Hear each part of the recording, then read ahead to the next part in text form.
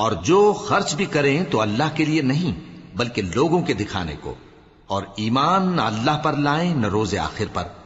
اور جس کا ساتھی شیطان ہوا تو کچھ شک نہیں کہ وہ برا ساتھی ہے۔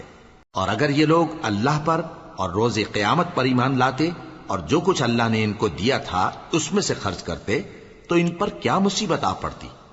اور اللہ ان کو خوب جانتا ہے۔ اللہ کسی کی ذرہ بر بھی حق تلفی نہیں کرتا، اور اگر کسی نے نیکی کی ہوگی تو اس کو کئی گنا کر دے گا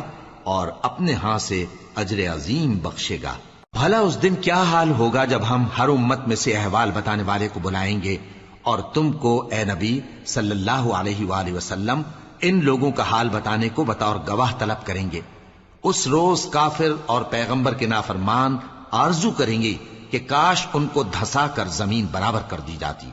اور وہ اللہ سے کوئی بات چھپا نہیں سکیں گے۔ مومنو، جب تم نشے کی حالت میں ہو تو جب تک ان الفاظ کو جو منہ سے کہو سمجھنے نہ لگو نماز کے پاس نہ جاؤ، اور جنابت کی حالت میں بھی نماز کے پاس نہ جاؤ یہاں تک کہ غسل کر لو۔ ہاں، اگر بحالت سفر رستے چلے جا رہے ہو اور پانی نہ ملنے کے سبب غسل نہ کر سکو تو تیمم کر کے نماز پڑھ لو، اور اگر تم بیمار ہو یا سفر میں ہو یا کوئی تم میں سے بیت الخلا سے ہو کر آیا ہو یا تم نے عورتوں سے مقاربت کی ہو اور تمہیں پانی نہ ملے تو پاک مٹی لو اور منہ اور ہاتھوں کا مسح کر کے تیمم کر لو۔ بے شک اللہ معاف کرنے والا ہے، بخشنے والا ہے۔